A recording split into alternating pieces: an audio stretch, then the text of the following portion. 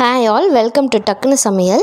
இன்றைக்கி வீடியோவில் என்ன பார்க்க போகிறோம் அப்படின்னா, ப்ரெக்னெண்ட்டாக இருக்கிற எல்லாருமே ஃபேஸ் பண்ணுற ஒரு இஷ்யூ என்ன அப்படின்னா, அவங்களோட ஹீமோக்ளோபின் லெவல் சடனாக டவுன் ஆகிடும், இன்க்ரீஸ் ஆகவே ஆகாது. ஸோ அந்த இதுக்காக ஹோம் ரெமெடி என்ன அப்படின்றத தான் வந்து பார்க்க போகிறோம். எனக்கு ஃபஸ்ட்டு 3 months முடிஞ்சு என்டி ஸ்கேன் எடுக்கிறப்ப பிளட் டெஸ்ட் வந்து எடுத்தாங்க. அப்போ எடுக்கிறப்ப என்னோடய ஹீமோக்ளோபின் லெவல் பார்த்திங்க அப்படின்னா 11.2 இருந்துச்சு.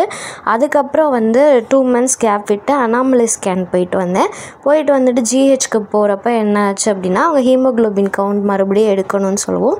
அங்கே வந்து டெஸ்ட் பண்ணப்போ 10.2 தான் இருந்துச்சு.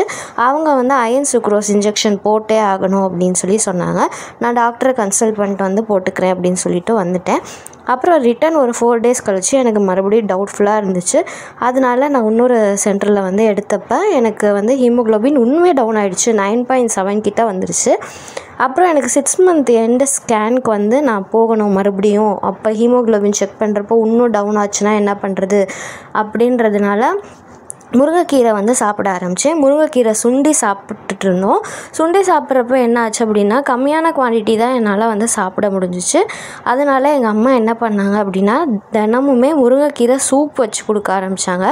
200 ml வந்து தினமுமே முருங்கைக்கீரை சூப் வந்து மதியம் சாப்பிட்றதுக்கு முன்னாடியே குடிச்சிடுவேன். இப்போ 12:30க்கு சாப்பிட போகிறேன் அப்படின்னா 11:45 போலவே அந்த முருங்கைக்கீரை சூப்பை வந்து குடிச்சிடுவேன்.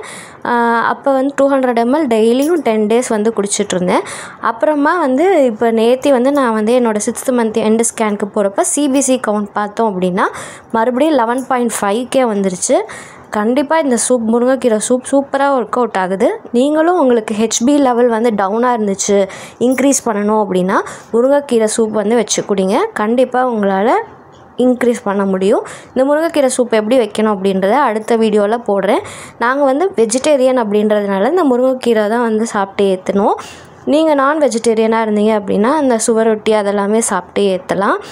இந்த சூப் எப்படி வைக்கணும் அப்படின்றத அடுத்த வீடியோவில் போடுறேன். தேங்க்ஸ் ஃபார் வாட்சிங் டக்குனு சமையல்.